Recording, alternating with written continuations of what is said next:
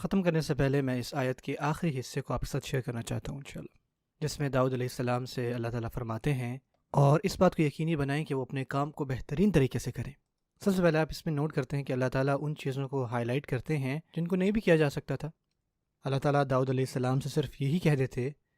اللہ تعالیٰ داؤد علیہ السلام سے صرف یہی فرما دیتے کہ وہ لوہے کے اوپر کام کریں، اس سے چیزیں بنائیں، لیکن اللہ فرماتے ہیں قدر فی السر، لیکن اس بات کا بھی خیال رکھیں کہ جو بھی چیز آپ بنائیں، جو بھی زنجیر بنائیں، اس کی ایک ایک کڑی ایک کے ساتھ بالکل مطابق ہونی چاہیے۔ یہ اللہ تعالیٰ نے ان کو فرمایا،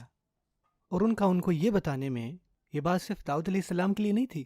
اس آیت کے آخر میں آتا ہے وَعَمَلُوا صَالِحًا إِنِّي بِمَا تَعْمَلُونَ بَصِيرٌ، تم سب کے سب جو ہو صالح کام کرو، اور تم سب کو دیکھ رہا ہو جو بھی تم سب لوگ کر رہے ہو۔ داؤد علیہ السلام کی آدھی قصے کے بعد اللہ تعالیٰ ایک ٹرانزیشن لیتے ہیں، جس کو عربی میں کہتے ہیں التفات۔ اللہ تعالیٰ ٹرانزیشن لیتے ہیں اور وہ آپ سے اور مجھ سے بات کر رہے ہیں کہ میں آپ لوگوں کو صرف داؤد علیہ السلام کا قصہ نہیں بیان کر رہا، بلکہ تم سب کو بھی اپنے کاموں میں بہتر ہونا ہے، تم سب نے اپنے کاموں کے ساتھ انصاف کرنا ہے، چاہے آپ کوئی ہائی پاور ایگزیکٹو ہوں، چاہے آپ کوئی جینیٹر ہوں، یا آپ کہیں پہ کلرک ہوں، اس سے فرق نہیں پڑتا کہ آپ کا کام کیا ہے، آپ نے اس کام کو احسن طریقے سے کرنا ہے، ٹھیک ہے نا؟ اور جو بھی پیسے آپ کو دیے جا رہے ہیں اس کو حلال بنانا ہے۔ ایسا نہیں ہونا چاہیے کہ آپ اپنے کام پر سو رہے ہوں، آپ کا کام احسان کے ساتھ، ایکسلنس کے ساتھ ہونا چاہیے۔ آپ بتائیں کچھ ایسے لوگ ہیں جو کام کرتے ہیں لیکن اپنے کاموں سے نفرت کرتے ہیں، جو صرف ایک وجہ ہے ان کی وہاں پہ ہونے کی وجہ سے ہے، وہ ہے تنخواہ لینا، بس۔ اور ایسے لوگ آپ کو اکثر ملتے ہیں، خیر لوگوں کی بات نہیں کرنی چاہیے، سرکاری اداروں میں اکثر ایسا ہوتا ہے، پوسٹ آفس وغیرہ میں، جہاں پہ آپ لوگوں کو دیکھتے ہیں بس بیٹھے ہوئے،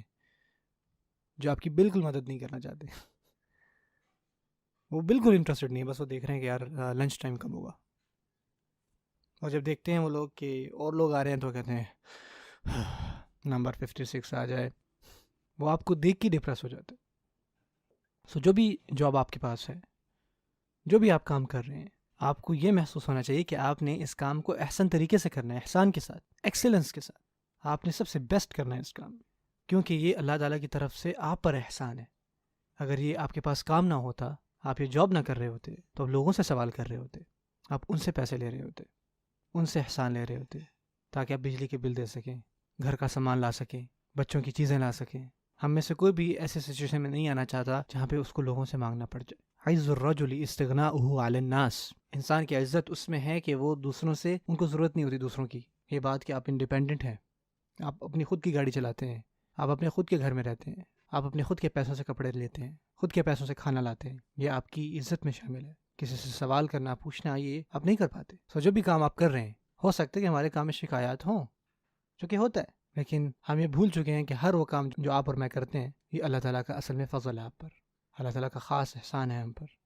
جس کے ذریعے سے اللہ تعالیٰ ہمیں رزق عطا فرماتے ہیں، ہمارے خود کے لیے بھی اور ہمارے خاندان کے لیے بھی۔